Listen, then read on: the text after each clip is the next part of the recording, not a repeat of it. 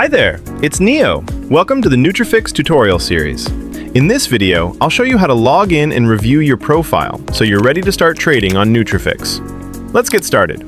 First, open your welcome email from NeuTRAFIX. Click the login link provided, enter your username and password, then click Login. Once you're in, you'll land on the dashboard.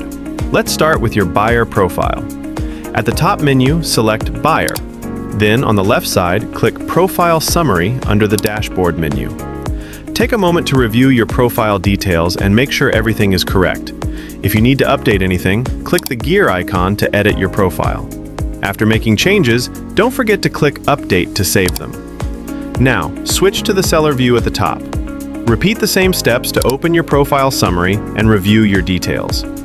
If you plan to sell, make sure to add your banking details. This is required to receive payouts.